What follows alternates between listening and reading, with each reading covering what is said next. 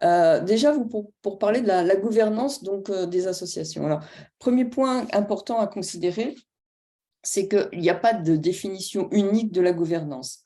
Et plutôt que de parler de modèle de gouvernance pour les associations, on préfère parler de mode de pilotage, en fait de pilote et de pilotage pour, en fait, ce qui est important dans une association, c'est vraiment de respecter les valeurs de cette association et aussi ce qu'on appelle le projet associatif. C'est quoi l'objet? C'est quoi l'objet social de l'association?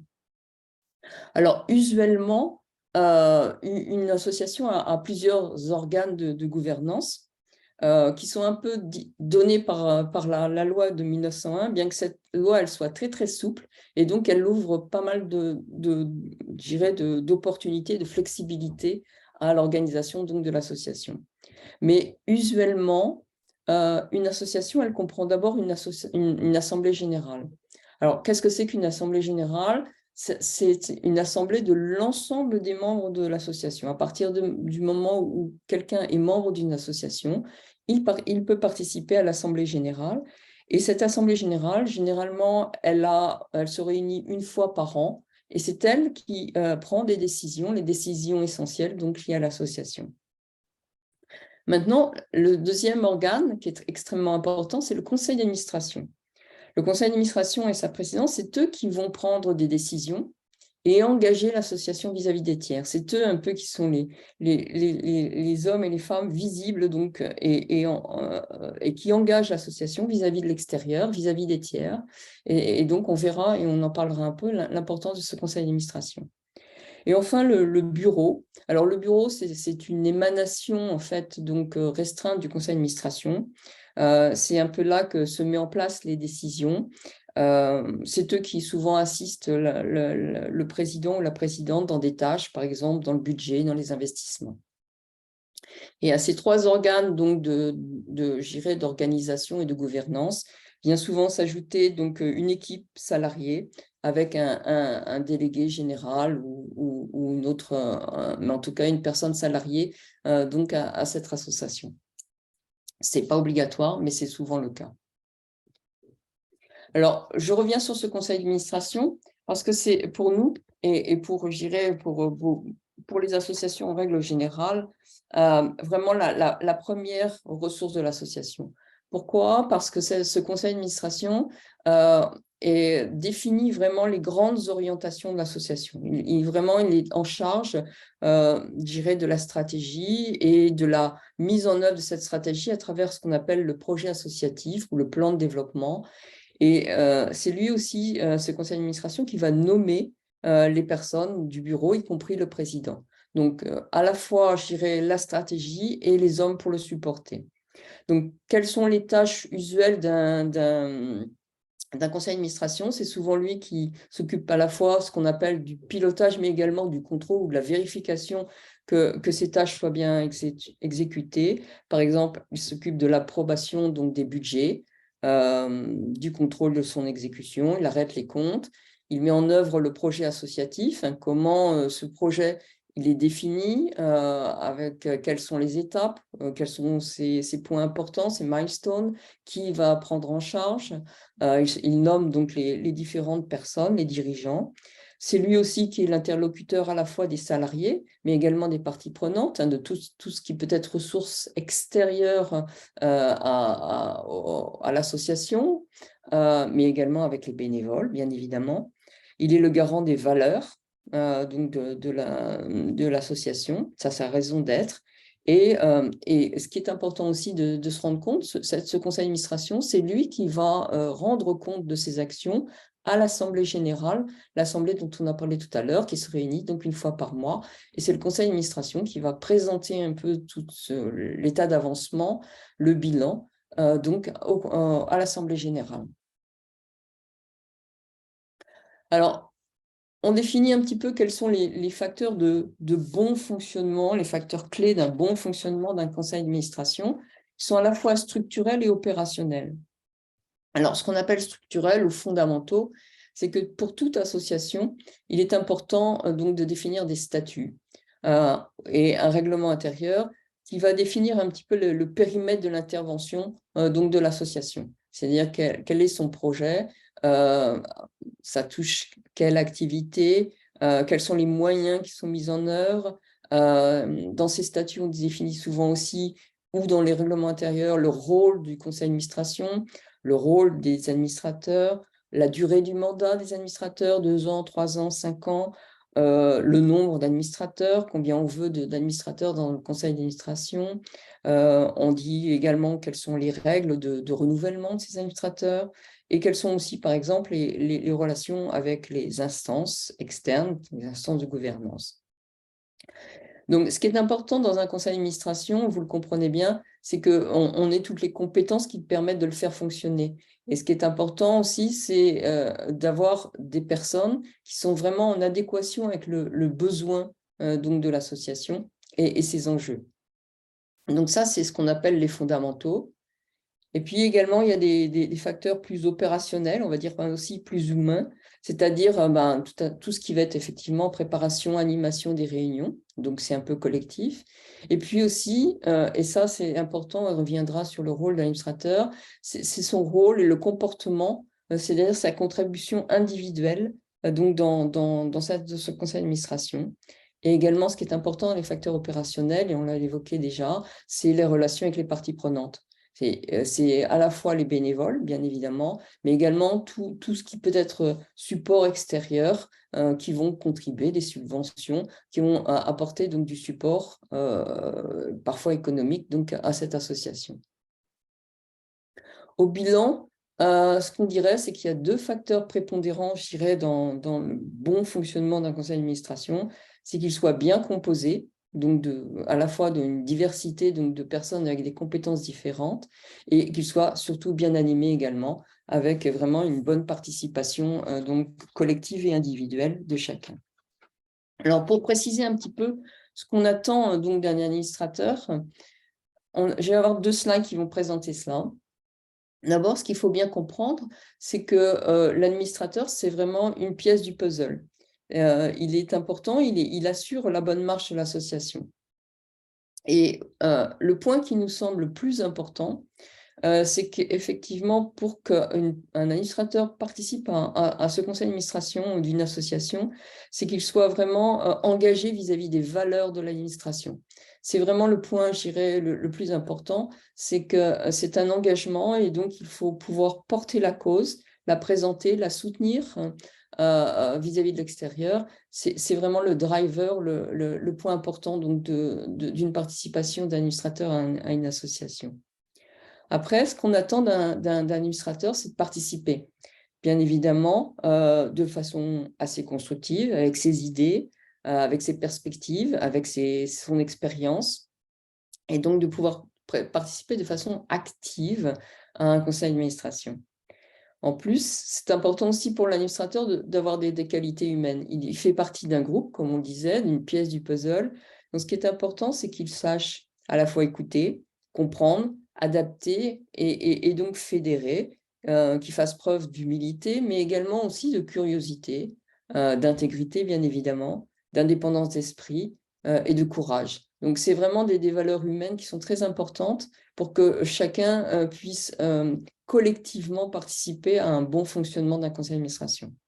Et puis enfin, c'est apporter des expertises parce que chacun a son expérience professionnelle, son vécu. Et c'est important que chacun puisse effectivement faire contribuer ce conseil d'administration avec ce qu'il a appris, avec son expertise, qui sont très importants souvent dans le milieu associatif. On a besoin de ces expertises, soit en finance, soit en stratégie, en communication, en différentes expertises que chacun peut apporter compte tenu de son expérience.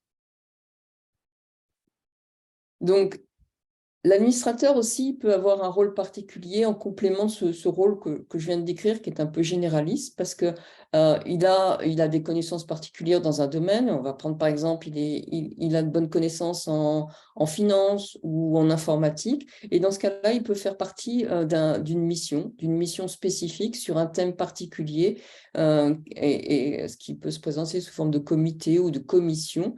Et donc, à ce moment-là, il va apporter effectivement une contribution tout à fait particulière particulière à un thème ou un projet donc de l'association, qui peut être aussi basé sur son vécu. Par exemple, là, je travaille actuellement sur une mission avec une association qui recherche des personnes qui ont une expérience à l'étranger, en Asie. Et c'est important, par exemple, ça peut être quelqu'un qui a fait de l'expatriation, ou quelqu'un qui a eu l'occasion de travailler avec ces pays. Et donc ça va être un point important, par exemple, que vous pouvez apporter à travers une expérience vécue, une expérience personnelle. Donc, il possède des qualités personnelles, la capacité de s'exprimer. Vous avez bien compris que ce n'est pas une présence passive, mais bien une présence active, une contribution active. Donc, il apporte effectivement, il s'exprime de façon constructive en défendant ses idées. Il a un regard indépendant, objectif. Il faut savoir effectivement savoir écouter, entendre, et donc pouvoir contribuer au projet associatif de façon indépendante, avec un regard indépendant. Il a une expertise dans un domaine particulier, soit une expertise professionnelle, personnelle ou autre. Et il a la capacité donc à accepter la collégialité et donc de travailler donc ensemble de façon collégiale avec l'ensemble du groupe.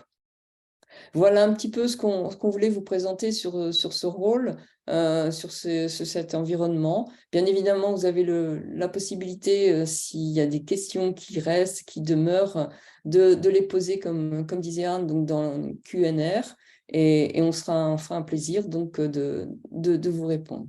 Maintenant, je vais passer la parole à Stéphane Meffre, qui va vous présenter quelques éléments sur la suite de cette présentation. J'arrête le partage et je te laisse présenter la suite, Stéphane.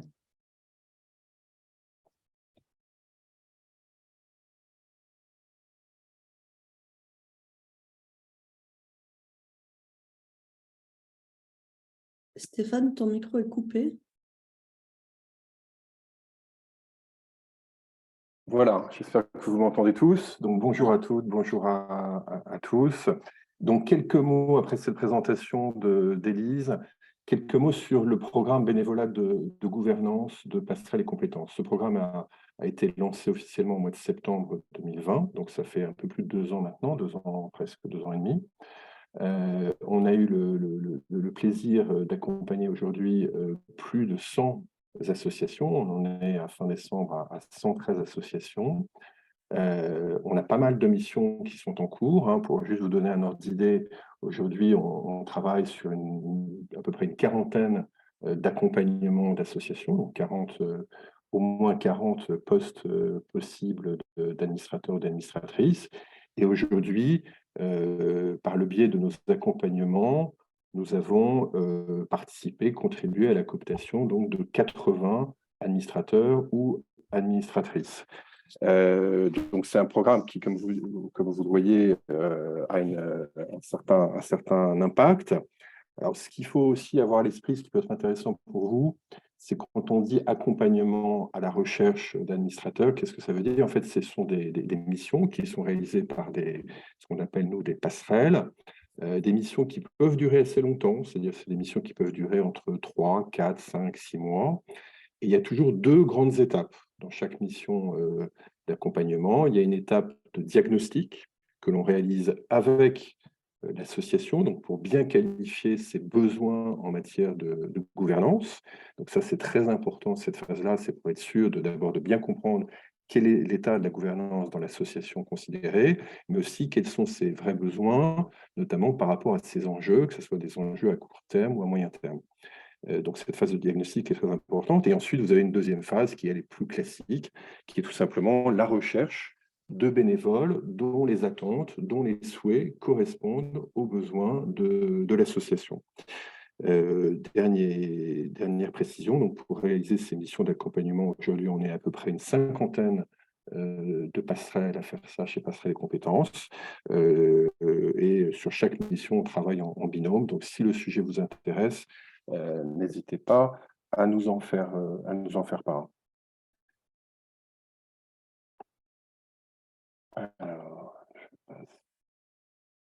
Alors, quel est l'apport du programme. Pour vous bénévoles et potentiellement intéressés par être administrateur d'une association.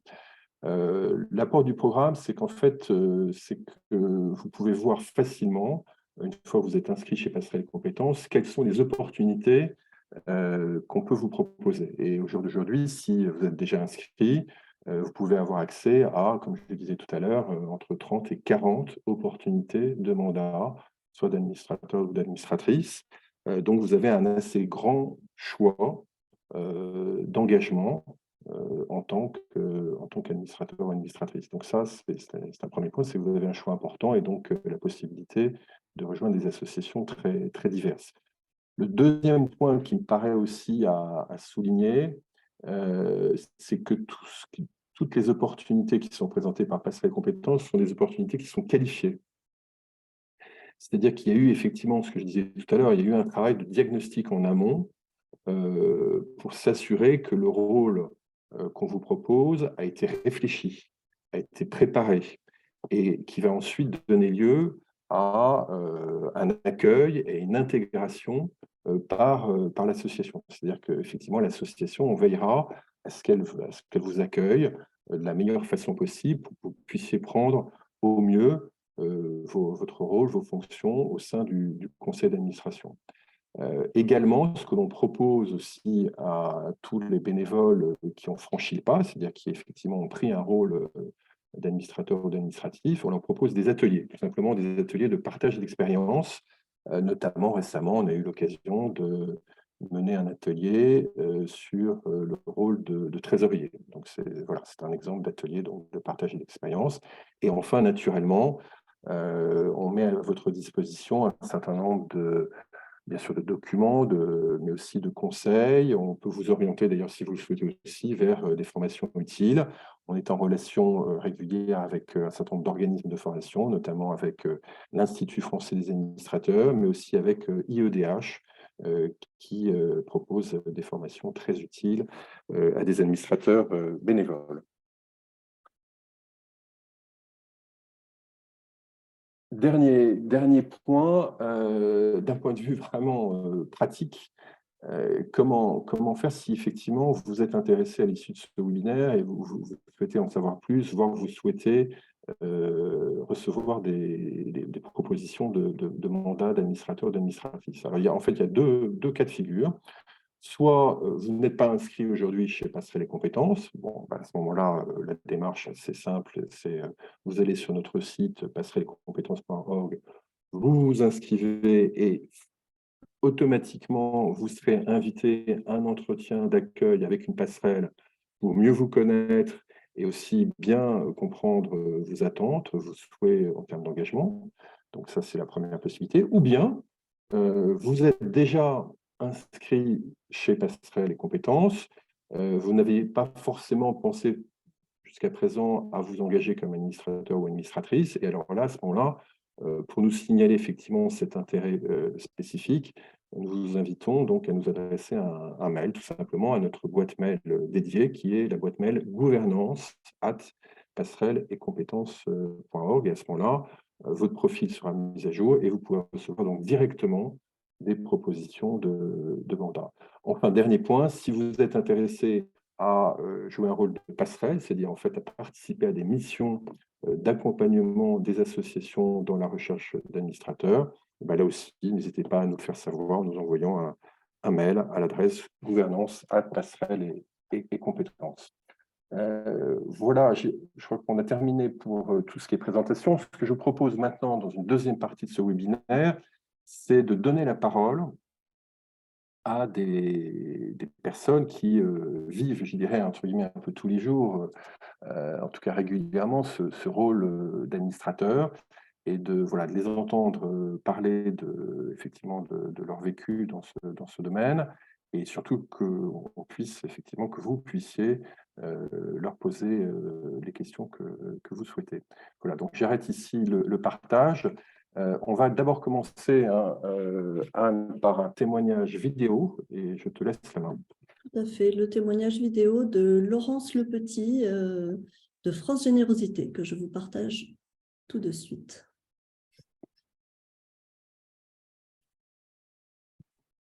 Laurence Petit, déléguée générale de France Générosité. Donc, un conseil d'administration, c'est un lieu d'échange, d'expertise et de pilotage et de contrôle pour l'association ou la fondation. Un administrateur, c'est également ou une administratrice, c'est un garant du projet associatif. Il doit permettre d'apporter du recul, d'empêcher ce projet associatif de dérailler devant le poids de l'opérationnel, mais également de lui donner de l'impulsion et de lui permettre d'aller un cran plus loin. Alors, être administrateur ou administratrice, c'est déjà s'engager dans une aventure collective. C'est également mettre son expertise professionnelle ou personnelle au service d'un projet associatif en apprenant à faire différemment, puisqu'on est face à des modèles économiques, à des ressources qui ne sont pas celles du privé. On apprend à mobiliser à la fois du don, des recettes d'activité, des financements complexes, publics, privés, et des ressources bénévoles engagées au service de l'association. C'est aussi une manière parfois de concrétiser un engagement personnel ou une appétence pour un sujet particulier comme la musique, l'enfance, une nécessité ou une urgence de s'engager pour le climat, par exemple, avec un projet de développement associatif.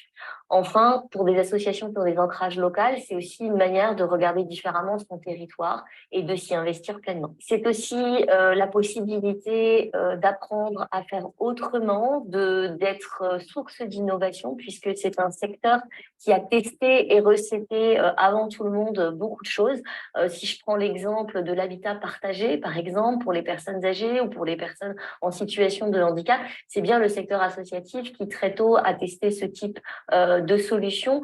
Si je prends l'exemple du secteur environnemental, la question des mobilités douces ou des énergies alternatives, elles ont également été testées par ce secteur. Et donc, c'est assez formidable d'être au source de cette innovation sociale permanente. Alors, d'abord, ce que je veux dire, c'est qu'un conseil d'administration efficace, c'est un conseil d'administration réfléchi. Il n'y a pas de modèle unique de conseil d'administration. Il faut que celui-ci soit adapté au projet associatif, aux valeurs de l'organisation, à son histoire et à son projet de développement. Une organisation de solidarité internationale n'a pas le même conseil d'administration qu'une organisation de famille de personnes en situation de handicap, qu'une fondation qui est dédiée à la recherche médicale ou qu'un grand réseau national de proximité et de solidarité nationale.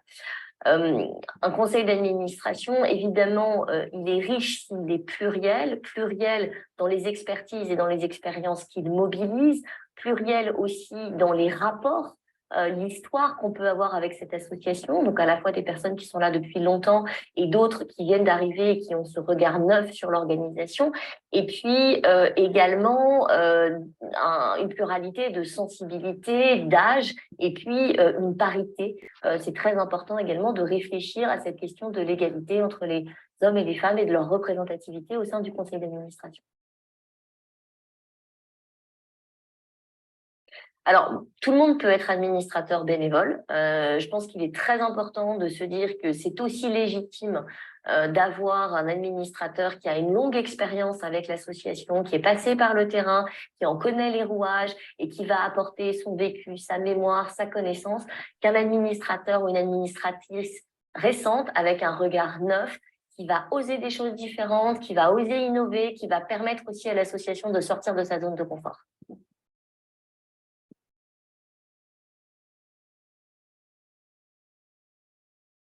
Voilà, Stéphane, je te repasse. Oui, merci. Donc, je pense que c'est un témoignage très intéressant. Je vous propose de poursuivre ces témoignages en donnant maintenant la parole à deux administratrices. Décidément, les femmes sont à l'honneur aujourd'hui. Deux administratrices donc, qui sont devenues administratrices par le biais donc, du programme bénévolat de gouvernance de passerelles et compétences. Donc, Théodora, Nadine, merci encore une fois d'avoir bien voulu vous joindre à nous aujourd'hui. Donc, je vais peut-être vous laisser chacune vous présenter et surtout nous dire peut-être dans un premier temps qu'est-ce que fait votre association, Depuis quand vous avez rejoint le conseil d'administration de cette association? Et au sein de ce conseil, est-ce que vous avez un rôle spécifique en plus de votre rôle, entre guillemets, d'administratrice d'un point de vue général? Voilà, je ne sais pas qui veut commencer, Théodora ou Nadine? Théodora, peut-être? Très bien, bonjour à tous, bonjour à toutes. J'étais nommée administrateur de l'association Maison Lilo depuis juin 2022. C'est une association qui a une longue histoire depuis 1969 et son objet social, c'est la réinsertion des gens qui sortent de prison. Il a deux piliers, cette association, c'est la réinsertion par l'hébergement et l'aide à amener les gens à être complètement autonomes pour l'hébergement. Et le deuxième pilier qui est la réinsertion par le travail. Donc, il a aussi une grande ambition dans cette association de développer deux autres piliers qui est la formation et également l'accès aux soins de cette population assez fragile. Alors, mon rôle plus particulièrement, à part d'être membre de conseil d'administration, je suis aussi membre de bureau de 4 personnes et je suis trésorière de cette association. Et par ailleurs, je suis administrateur aussi des sociétés commerciales. Donc, en fait, c'est un mandat, mon premier mandat dans une association que j'ai pris grâce à Passerelle et Compétences. Et j'ai une expérience de directrice financière qui m'a amené de postuler pour le mandat de trésorier. Voilà. Merci beaucoup Théodora. Nadine? Alors, bonjour à toutes et à tous. Moi, j'ai rejoint comme administratrice Plan International France. Donc, Plan International France est une ONG qui défend les droits des enfants et en particulier les droits des filles. Ils sont présents sur plusieurs continents, sur plusieurs géographies, que ce soit l'Asie, le Moyen-Orient, l'Afrique ou l'Amérique latine. Concrètement, défendre les droits des enfants et des filles, ça se fait au travers de projets qui vont promouvoir l'éducation. Ça se fait aussi au travers de parrainages que nous avons. Donc, nous avons plus de 40 000 marraines et parrains qui vont accompagner les enfants pour s'éduquer ou qui vont accompagner aussi ces projets-là dans les différentes géographies où est présent Plan International France. Aujourd'hui, l'ONG accompagne plus de 700 000 personnes donc, qui bénéficient des programmes d'éducation et de lutte pour les droits des enfants. Alors, plus particulièrement, moi, je suis administratrice depuis mai 2022, donc c'est assez récent. Et j'ai rejoint également, comme Théodora, le bureau. Nous sommes 4 personnes, plus la directrice générale de Plan International France. Et j'ai un rôle de trésorière. Donc, il se trouve que moi aussi, j'ai un passé opérationnel très financier, même si aujourd'hui, enfin, voilà, j'ai évolué au-delà de la finance, mais j'ai une expertise en finance et donc j'essaye en tout cas de permettre à l'association de bénéficier de cette expertise-là. Merci beaucoup Nadine. Alors, j'ai envie de vous poser peut-être à vous deux une deuxième question. Qui serait comment un peu s'est passé votre accueil, votre intégration au sein du conseil d'administration et notamment qu'est-ce qui a été particulièrement utile, qu'est-ce que vous recommanderiez comme point important pour réussir votre intégration au sein d'une nouvelle équipe, hein, puisque le conseil d'administration c'est une équipe. Donc voilà, donc comment ça s'est passé pour vous et est-ce que vous auriez une recommandation particulière à faire dans ce domaine? Je vous laisse peut-être la parole, Nadine, et puis après, peut-être Théodora. Alors, ça s'est vraiment très bien passé. Vous savez, quand on arrive, enfin en tout cas pour moi, quand j'arrivais au sein de l'association, vous vous demandez quand même comment vous allez pouvoir apprendre, comment vous allez pouvoir apporter aussi. Et en fait, ça s'est très bien passé. Je trouve que l'association a fait un truc qui est vraiment utile, c'est-à-dire qu'ils ont organisé avec les quelques administrateurs nouveaux des ateliers pour comprendre l'action de l'association, pour comprendre les activités. Elles pouvaient être d'ordre, je ne sais pas, comment se font les partenariats, comment se fait le parrainage. Donc vraiment plusieurs ateliers qui étaient autour des thèmes à enjeu pour l'association. Et puis, j'ai rencontré donc les personnes qui sont plus opérationnelles dans l'association, les salariés, qui sont venus parler de leur métier. Et de fait, moi, ça m'a vraiment permis de comprendre l'association et comprendre aussi ce que je pouvais y apporter. Et puis, une autre chose qui était vraiment très bien faite, c'est que j'ai passé du temps avec les membres du bureau pour les connaître. Et ça aussi, finalement, on est dans une aventure humaine aussi. Pour moi, c'était important qu'il y ait voilà, un partage d'idées, en tout cas autour de ce qu'on avait envie de faire au sein du bureau. Donc, un conseil, je ne sais pas si c'est un conseil, mais ce qui m'a été utile, c'est finalement de se dire, j'ai besoin d'apprendre de l'association pour pouvoir ensuite, moi aussi, donner quelque chose. D'accord, très bien. Théodora? Alors, moi également, je pense que c'était plus que formidable l'accueil qui m'a été accordé en arrivant au conseil d'administration. Alors, le bureau s'est réuni toutes les semaines, tout particulièrement pour pouvoir me mettre relativement rapidement au courant de tous les sujets en cours. J'ai également eu des réunions avec le directeur général, avec chaque membre de bureau.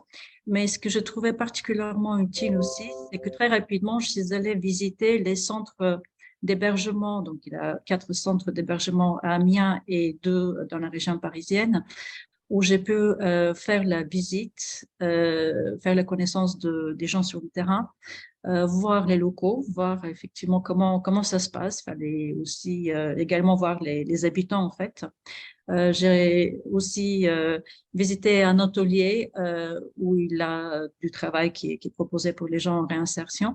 Donc vraiment, cette visite sur le terrain, ça m'a permis à visualiser ce qui se cachait derrière les chiffres que j'avais déjà bien évidemment étudiés au travers de différents documents financiers qui m'ont été remis, que j'ai vus en Assemblée générale. Et également, j'ai eu une très grande bienveillance de la part d'un ancien trésorier qui avait fait 3 mandats de 3 ans, mais qui n'était plus depuis un petit moment trésorier, mais en tout cas qui a pu me donner un peu l'historique, le contexte, rapidement effectivement me donner ce lien entre le passé et le futur, sachant encore une fois que c'est une association qui a énormément d'ambition. C'est une association qui a 9 millions de budget annuel, ce qui est quand même assez important, qui fait insertion de plus que 100 personnes par an. Et avec une ambition effectivement de doubler de taille, de devenir référence dans son domaine, avec des plans stratégiques qui ont été faits avant que j'arrive, mais que très rapidement, effectivement, j'ai pu prendre connaissance parce que je pense que ça, c'est vraiment très important aussi. Donc, le lien entre le passé et le présent avec les personnes clés que j'ai pu rencontrer, je pense que ça, c'est très important. Et donc, je pense que pour être bien intégré, il faut déjà en amont comprendre effectivement où est-ce qu'on met les pieds et quel est le contexte dans lequel se trouve la structure et l'association. Et après, effectivement, très rapidement, voir le terrain. C'est vraiment ma préconisation. Être voilà, ouverte à rencontrer le plus rapidement possible, prendre ce temps-là, effectivement, à rencontrer toute personne clé et comprendre le contexte. Voilà. D'accord, d'accord. Parfait. Alors moi, j'ai une autre question que j'aurais bien aimé vous poser. C'est, bon, bien sûr, vous avez parlé de vos compétences professionnelles respectives, le fait que vous avez un rôle au sein du conseil, un rôle notamment au sein du bureau, un rôle notamment dans le domaine financier. Mais au-delà de ce que vous pouvez apporter comme compétences, on va dire des compétences un peu techniques, si vous deviez prendre un peu de recul et vous poser la question de savoir un peu quelles sont les qualités finalement que doit avoir une administratrice, ou plutôt quel type de posture vous pourriez recommander pour pouvoir effectivement participer de manière constructive, bien sûr, à un conseil d'administration. Théodora, je ne sais pas si vous voulez peut-être en dire un mot. Moi, je dirais qu'il faut vraiment rester très humble.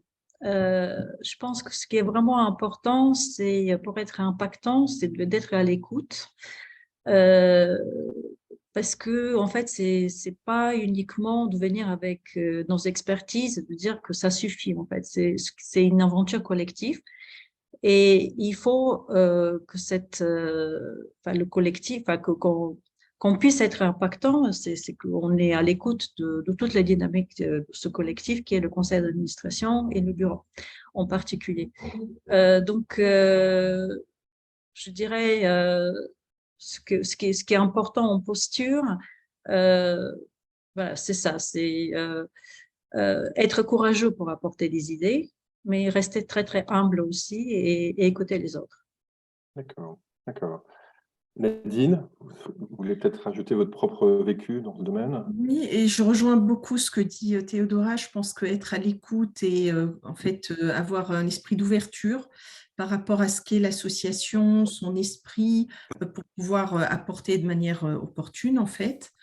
Peut-être apporter aussi, finalement, on n'est pas expert dans tous les domaines, on apporte une expertise technique, mais le monde associatif, moi, je ne le connaissais pas avant. Donc, finalement, ça apporte aussi peut-être un peu plus de créativité, en tout cas quelque chose de différent aux personnes qui sont là, ça peut être aux opérationnels. Donc, aussi, le fait de ne pas être expert dans les associations permet d'aborder les sujets avec un prisme différent et peut-être d'oser tenter des choses qu'on n'oserait pas par les gens qui connaissent ça vraiment très bien, qui vivent dedans. Et puis je trouve, et ça je trouve qu'on le fait bien au sein de mon association, c'est le respect. En fait, quand on est administrateur, on n'est pas opérationnel. On interagit beaucoup avec les salariés, avec les opérationnels de l'association, mais c'est vraiment en termes de posture, finalement apporter, voilà, alors je ne vais pas dire une stratégie, une vision, parce qu'on apporte aussi des éléments beaucoup plus concrets, mais faire la part des choses entre ce que nous, on apporte en tant qu'administrateur et respecter complètement la partie qui est plus opérationnelle que les salariés apportent et éviter d'être intrusif finalement dans cette partie-là.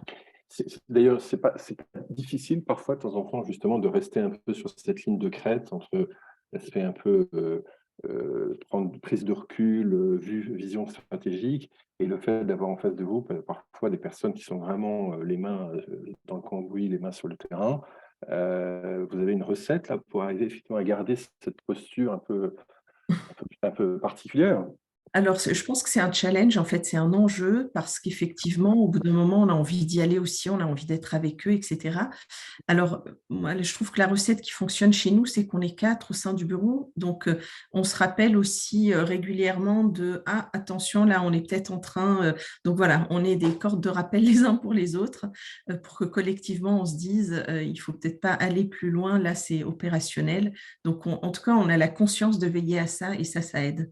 Mmh. Théodora, vous rencontrez aussi cette difficulté ou pas?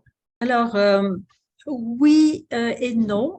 C'est vrai que du fait que j'avais d'autres mandats, que j'ai d'autres mandats, je me suis déjà posé cette question. C'est très compliqué, effectivement, de passer de la posture exécutive, comme on dit, vers la posture non exécutive. Donc, en fait, être uniquement administrateur, d'être en fait uniquement là pour apporter une expertise, mais sans pour autant faire à la place des personnes, notamment quand il y a des salariés. Mais en tout état de cause, moi, j'ai, par exemple, nous avons mis en place des comités mensuels pour le suivi financier, parce qu'il y a des choses à faire pour accompagner le plan stratégique, bien évidemment. Et dans ce comité, je ne suis pas seule uniquement avec le responsable financier de l'association, mais il y a aussi le directeur général et d'autres membres, effectivement, d'autres membres de conseil d'administration. Et donc, le fait d'être plusieurs autour de la table, ça permet justement, parce que dans cette commission, il y a des gens qui ne sont pas vraiment experts en finance, ça permet justement à rester à sa place. Et je pense que ce qui est le plus important, c'est d'être bienveillant, de donner des conseils qu'on me demande, mais en tout cas de respecter le rythme et la façon que l'association a fonctionné, parce que pour une association qui a une histoire de 54 ans, effectivement, il faut respecter ça. Ça voudrait dire qu'il est pérenne, qu'il a un mode de fonctionnement qui a démontré qu'il est bon. Après, on doit toujours apporter notre regard neuf, mais surtout ne pas vouloir remplacer finalement les personnes qui sont sur place avec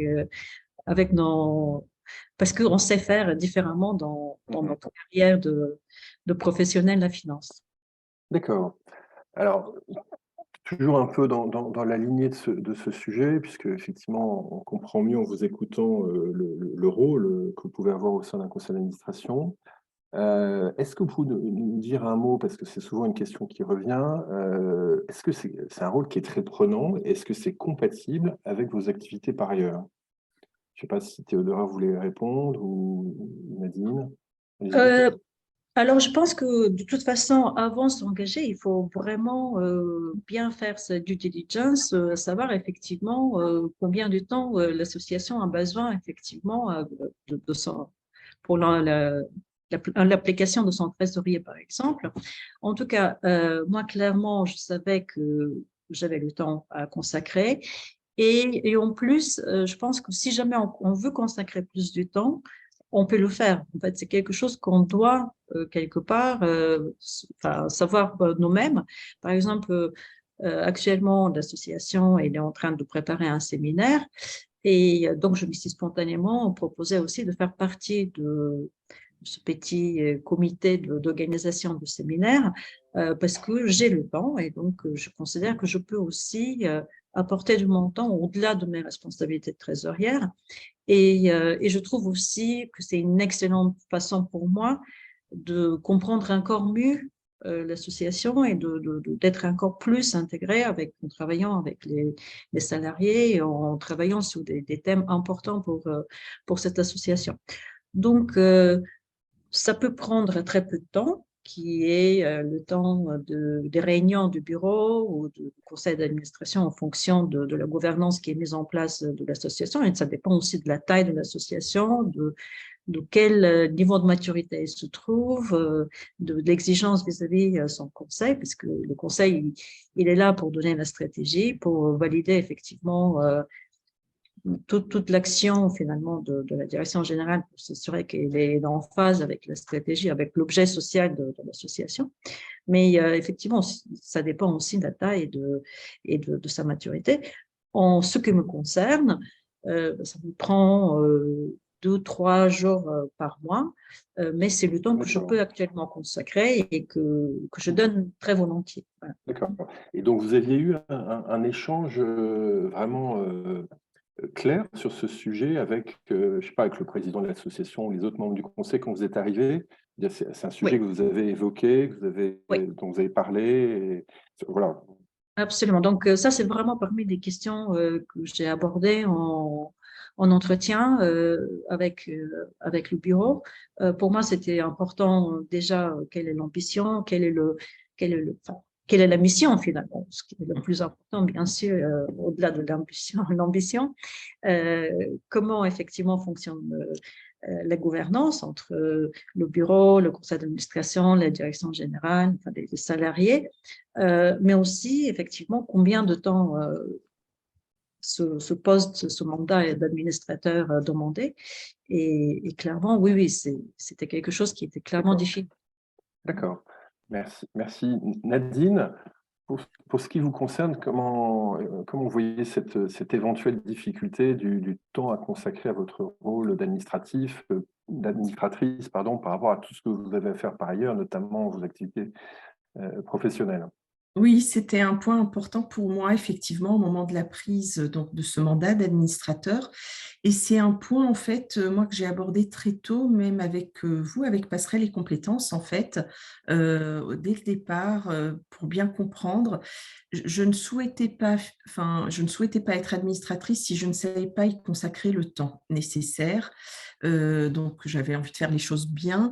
Et donc, de fait, ça a été un sujet dès le départ, discuter avec Passerelle et Compétences, ensuite qui m'ont éclairé, ensuite un échange avec mon prédécesseur, donc le trésorier, qui m'a expliqué aussi en quoi ça consistait pour lui, combien de temps ça lui prenait, un échange avec la directrice générale de Plan International France pour aussi voir avec elle ses attentes. Donc voilà, aligner un peu par rapport à ce que moi je pouvais apporter en termes de temps en toute transparence et les besoins de l'association.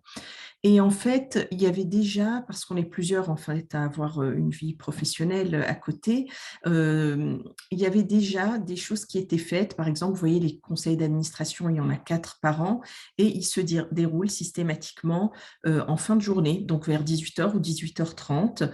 C'est en présentiel, mais de fait, on sait tous voilà, se libérer à partir de la fin d'après-midi pour y être. Les bureaux, donc là aussi, il y a une souplesse, c'est-à-dire qu'on les fait en général entre midi et 2 sur l'heure du repas. Ça peut être en visio, donc j'ai vu qu'il y avait une question qui passait là-dessus, parce que certains des administrateurs qui sont avec moi, tout le monde ne vit pas à Paris, certains pour le coup sont retraités et peuvent être en Normandie enfin, voilà, ou ailleurs, en province. Et donc, on essaie une fois sur 2 d'avoir un bureau en présentiel, parce que le contact humain est quand même, voilà, on construit différemment quand on est en présentiel, et une fois sur 2, on le fait en visio. Ce que je veux dire par là, c'est qu'en fait, en posant le sujet, bon, soit c'est absolument incompatible, et là, auquel cas, vaut mieux être clair avant pour éviter les frustrations de part et d'autre après, soit c'est compatible et voilà, on arrange les choses pour que ça le soit pour tous. Moi, finalement, j'ai cette contrainte parce que je travaille, d'autres ont d'autres contraintes. Vous voyez, je le disais, certains vivent en province, donc viennent à Paris exprès, etc. D'accord, d'accord. Alors, ça fait maintenant, donc, je crois, quelques mois, enfin, je crois que notamment pour vous, vous avez pris votre rôle maintenant il y a quelques mois. Je ne sais pas si vous pouvez d'ores et déjà répondre à la question, mais finalement, j'ai envie de vous poser la question, mais qu'est-ce que vous retirez de ce rôle, de votre implication au sein d'un conseil? Est-ce que vous en tirez des satisfactions? J'imagine oui, et si oui, lesquelles? Alors, je peux démarrer si vous Oui, voulez. oui, allez-y. En fait, moi, ça faisait un moment que l'idée de pouvoir être bénévole dans une association me trottait dans la tête et dans le cœur, j'ai envie de dire. J'avais très envie. Et je me disais, oh, je le ferai plus tard. Je le ferai plus tard. Vous savez, il y a des périodes de vie. Voilà, plus tard, je le ferai.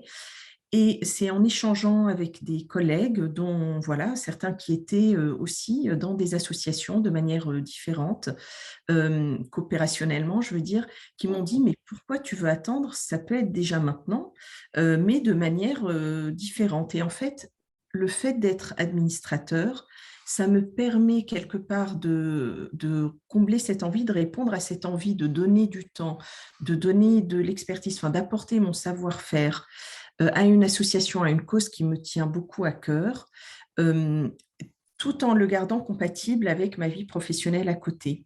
Donc, ce que j'en retire, moi, c'est cette satisfaction-là déjà, de pouvoir quelque part combler cette envie que j'ai de donner du temps à une cause qui m'importe. Ça, c'est la première des choses. La deuxième, je dirais que c'est aussi enfin, je l'ai dit tout à l'heure, alors c'est important pour moi, mais c'est une aventure humaine. Vous découvrez des personnes qu'on n'aurait peut-être pas croisées par ailleurs, avec lesquelles on construit. C'est un monde différent du monde de l'entreprise à proprement parler. Voilà, donc pour moi, ce que j'en retire, c'est ça. Ça répond à une envie que j'avais d'être bénévole et d'apporter du temps ou un savoir-faire. Et puis l'aventure humaine de rencontrer des personnes voilà, qui sont très chouettes. D'accord. Théodora, vous, qu'est-ce que vous en retirez en fait finalement de ce rôle d'administratrice? Oui, bon, moi je dirais exactement, enfin, je suis complètement d'accord avec Nadine. Je pense que c'est extrêmement intéressant quand on est administrateur dans une association de rencontrer des gens qu'on n'aurait peut-être pas côtoyés et d'être effectivement face à des causes sur lesquelles, bon, par exemple, la réinsertion des gens qui sortent de prison, enfin, c'est pas une cause non plus qui est très alléchante, je dirais, spontanément. Donc, c'est des sujets qui sont durs. C'est des sujets qui sont très importants parce que, effectivement, les gens qui sont réinsérés, on sait que le récidive, ça coûte très cher à la société. Et quelque part, pour moi, ce qui est important en étant administrateur, c'est d'avoir un impact. En fait, je suis à une étape de ma vie où je me dis que c'est super important de transmettre. Donc, j'ai toute une expérience de vie et toute une expertise que j'ai accumulée en étant professionnelle dans des grandes entreprises et le métier de la finance. Mais finalement, si on peut apporter ça en côtoyant en fait différents cas de figure en étant administrateur, que ce soit une association qui est pour les enfants ou pour les réinsertions, avec des causes où en fait on se dit collectivement avec les autres membres de l'association, que ce soit des salariés, des bénévoles, les membres du conseil d'administration, si jamais collectivement on peut apporter à la société notre vécu et notre expertise pour que les choses changent, je pense que c'est beaucoup plus gratifiant que tout le reste que j'aurais pu effectivement avoir comme récompense dans ma carrière professionnelle. Donc, clairement, je suis très heureuse parce qu'encore une fois, je suis allée au-delà de certaines réticences peut-être vis-à-vis de cette cause, certaines a priori peut-être, et je vois des gens formidables qui se battent tous les jours pour que les gens ils se réinsèrent, que ça soit un succès. Et ça sortir de sa zone de confort et voir ce genre de personnes, côtoyer ce genre de personnes, tout en apportant quand même transmettre son savoir-faire. Voilà, je suis très, très heureuse. D'accord, merci. Je vais peut-être demander à Anne si on a des questions en fait, des participants. On a peut-être répondu à un certain nombre d'entre elles, mais il y a peut-être des questions auxquelles on n'a pas encore répondu, qu'on n'a pas encore évoquées. Oui, tout à fait. Effectivement, il y a eu une série de questions sur la disponibilité à prévoir et le temps à consacrer à cette mission. Et je pense que Théodora et Nadine ont assez bien répondu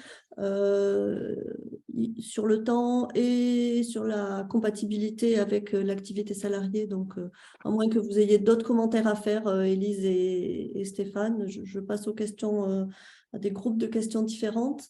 Oui. Oui. Donc, il y a quelques remarques sur les différences qu'il existe entre associations en ce qui concerne le fonctionnement, l'organisation du conseil d'administration et son fonctionnement entre des grosses associations et des petites, des associations avec des salariés ou sans salariés. Je pense qu'on peut relier ça à une autre question qui touche au profil des associations que nous accompagnons. Finalement, est-ce qu'on pourrait répondre à ces groupes de questions? Oui, en fait, la réponse, c'est qu'effectivement, aujourd'hui, dans toutes les associations que nous avons accompagnées, et je pense que Théodora et Nadine en sont un parfait exemple, hein, c'est qu'on accompagne en fait des associations vraiment de toute taille, avec des missions, des projets associatifs qui peuvent être très, très différents.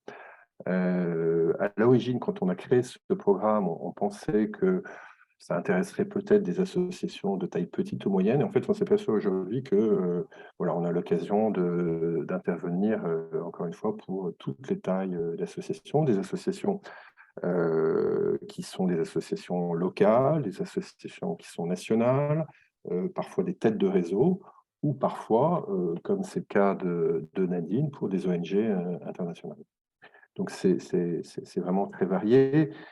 J'ai vu une autre question pour laquelle, d'ailleurs, peut-être Nadine ou Théodora, vous avez peut-être un avis sur le sujet.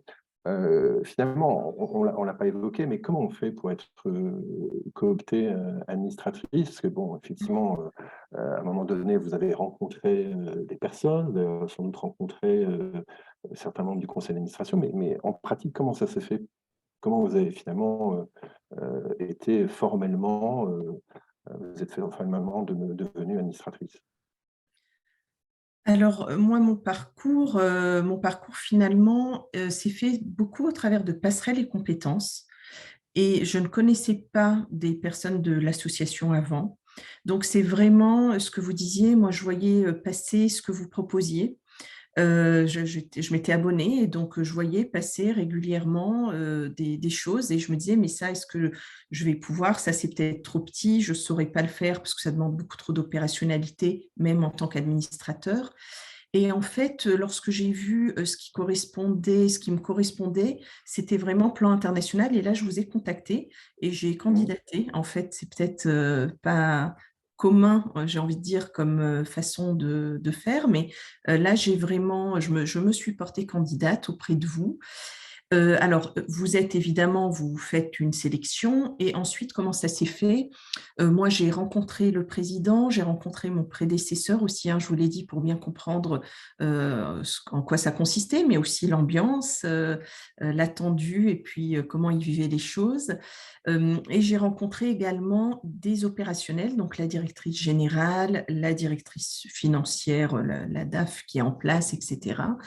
Et c'est parce qu'en fait, ça a matché entre nous aussi que ça s'est passé. Et je pense que c'était important pour eux, mais aussi important pour moi que ça matche. J'avais aucune envie d'aller, voilà, dans une association si je savais pas répondre à leurs besoins, autant en compétences techniques que compétences humaines, en fait. Donc D'accord. voilà, je n'ai pas eu vraiment une cooptation de quelqu'un qui est venu me chercher. Là, c'est vraiment une démarche volontaire et du coup, grâce à Passerelle et compétences, que ça s'est fait.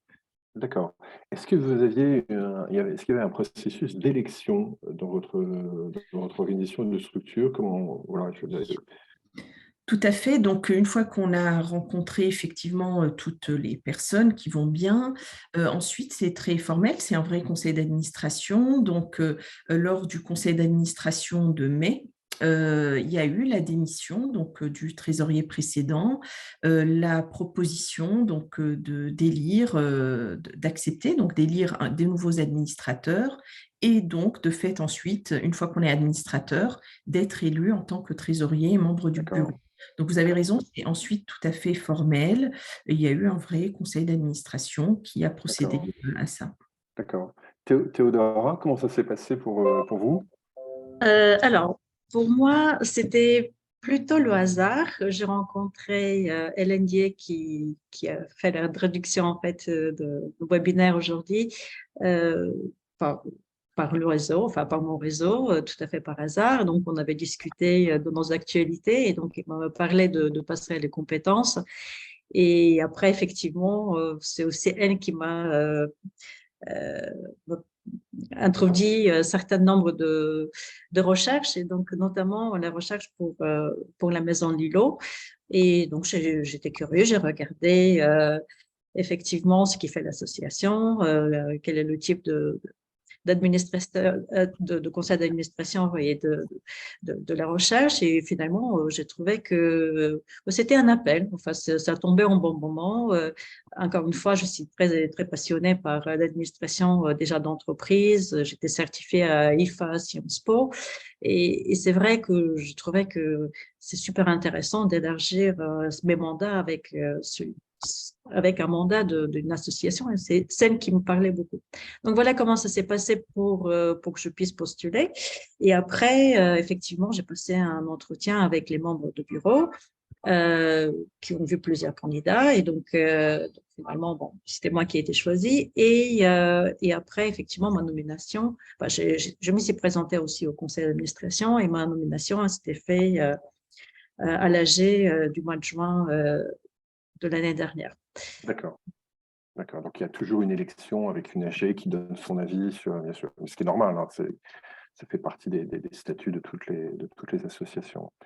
Alors, je ne sais pas, Anne, si tu as d'autres questions éventuellement. Oui.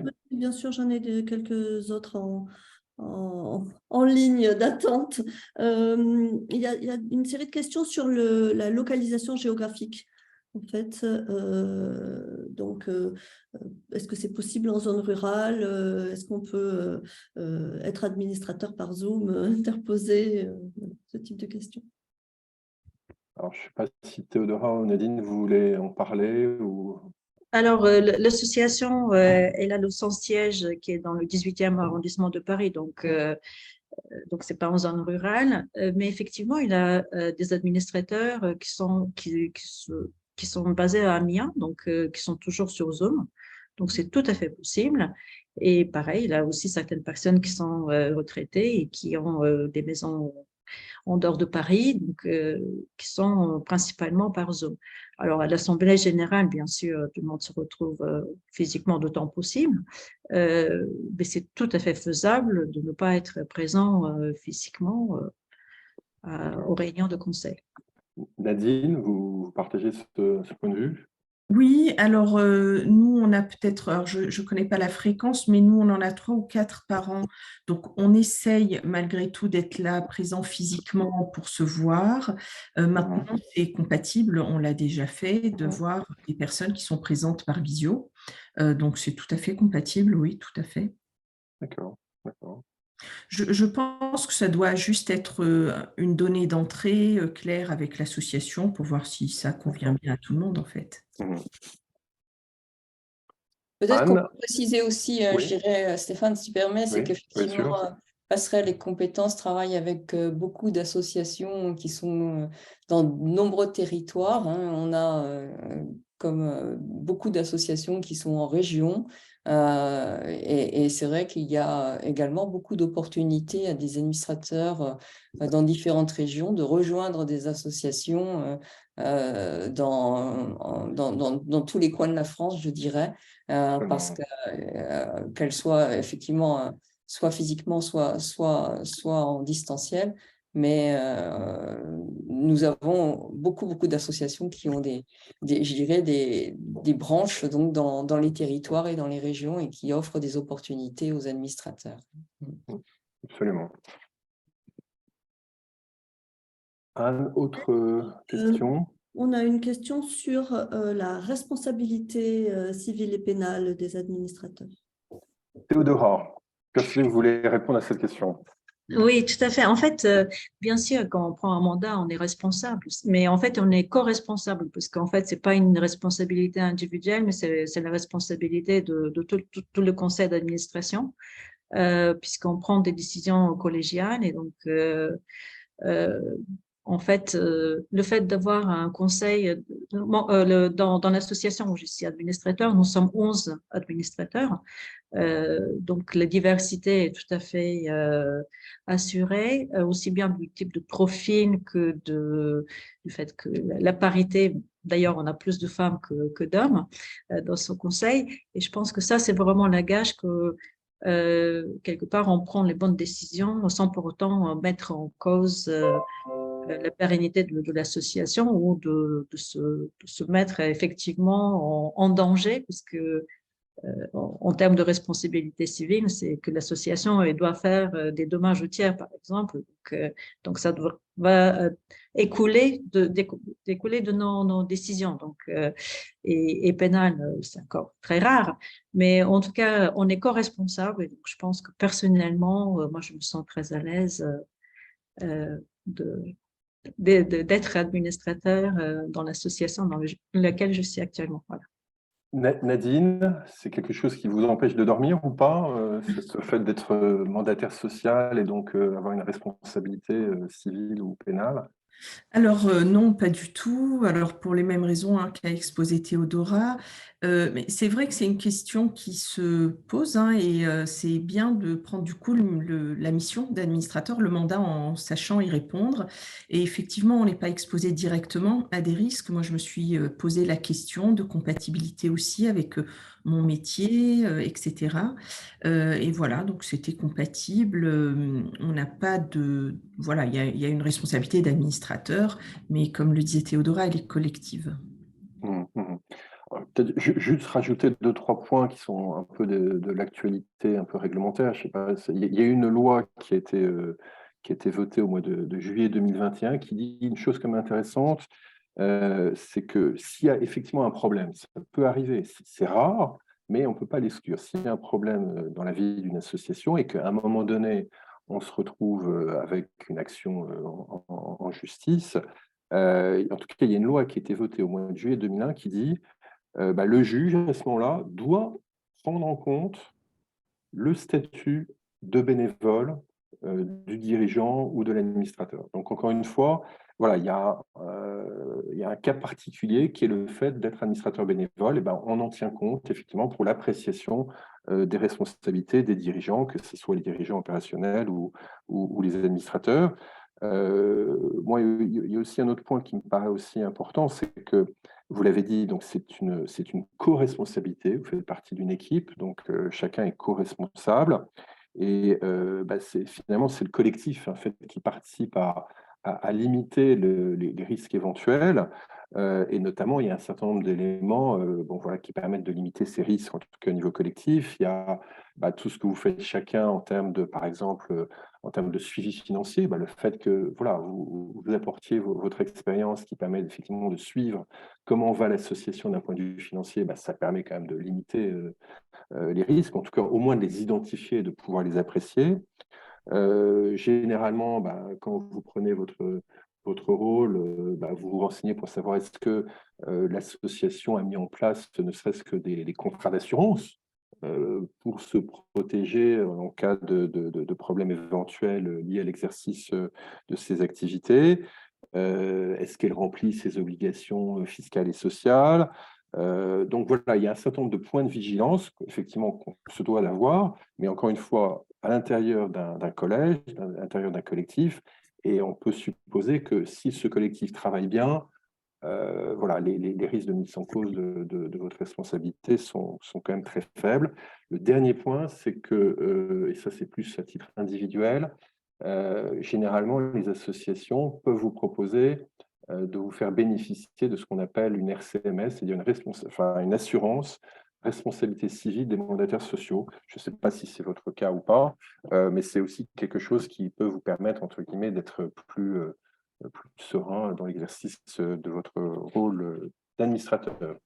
Anne, autre question? Pas d'autres. Si, une question sur la possibilité de cumuler plusieurs mandats dans des associations différentes, éventuellement.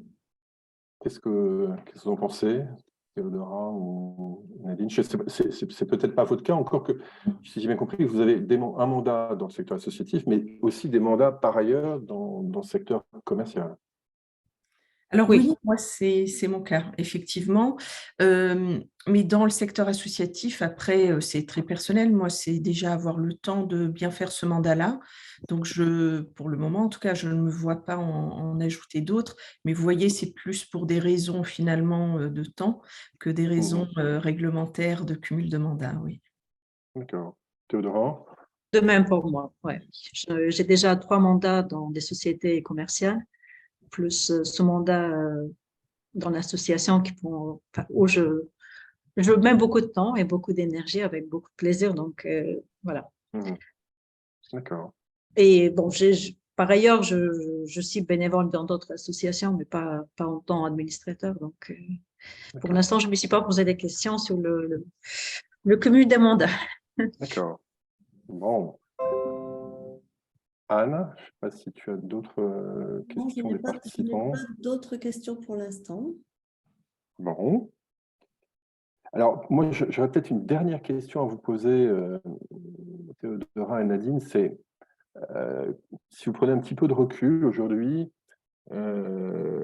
si vous aviez, je ne sais pas, si vous aviez, je sais pas, peut-être 2 ou 3 recommandations particulières, enfin les choses qui vous paraissent vraiment importantes, qu'est-ce que vous pourriez recommander aux personnes qui nous écoutent aujourd'hui et qui seraient intéressées à prendre un rôle d'administrateur ou d'administratrice?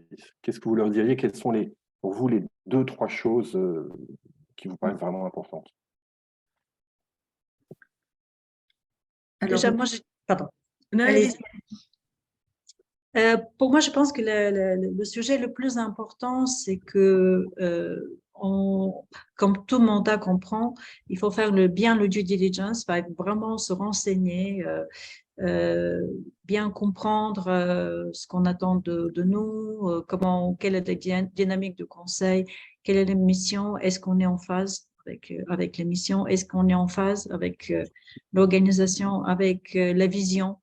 Je pense que vraiment, tout ce travail préparatoire, le temps consacré, évidemment, est très, très important pour être sûr qu'on ne prend pas un engagement où on ne peut pas consacrer le temps, ou finalement on n'a pas les compétences, ou on n'a pas assez d'informations, et n'a pas de temps pour chercher l'information. Donc je pense que c'est vraiment important d'anticiper, de bien préparer effectivement en amont toutes les questions qui permettent de prendre un mandat et après effectivement d'être impactant. Et l'autre recommandation, après, encore une fois, c'est la posture, avoir la bonne posture, être toujours bienveillant. Je pense que c'est vraiment la bienveillance, c'est vraiment le mot-clé. Et respecter le passé et au même moment, enfin, les personnes autour, et s'assurer qu'effectivement, on a un impact dans le conseil d'administration. Ce n'est pas seulement en fait faire partie d'un conseil pour faire partie, pour mettre sur un CV, Là, c'est vraiment, pour avoir de l'impact, il faut être en phase avec la mission, avec le collectif, et on a bien tout compris, et on apporte en effet la bienveillance et l'expertise. Voilà. D'accord. Nadine? Oui, je vous avais un petit peu perdu. Je ne sais pas si vous m'entendez. Si, très bien. Ah, parfait. J'avais coupé ma caméra de fait. Alors, moi, je dirais juste peut-être un sujet complémentaire, c'est dans le choix de l'association. Pour moi, c'était extrêmement important d'avoir un objet qui est finalement instruit, adressé par l'association qui me parlait.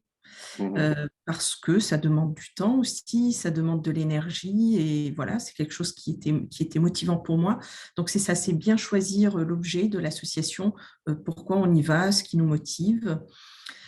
Et puis, voilà, Théodora l'a dit, faire la due diligence et puis être transparent et finalement clair, oser aussi.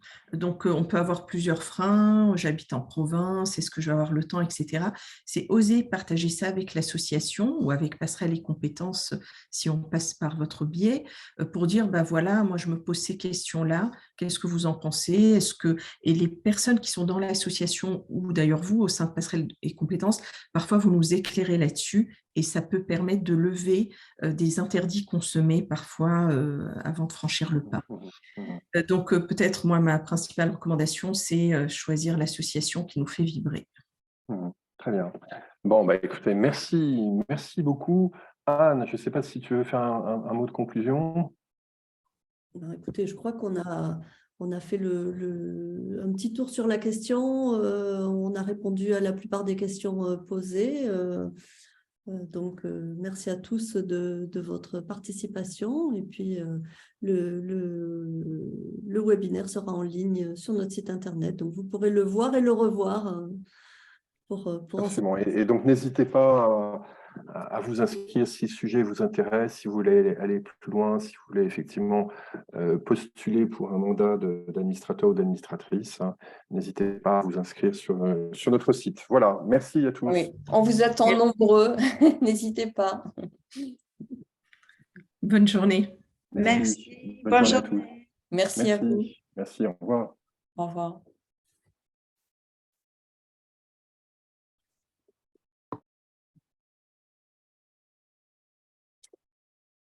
Ciao.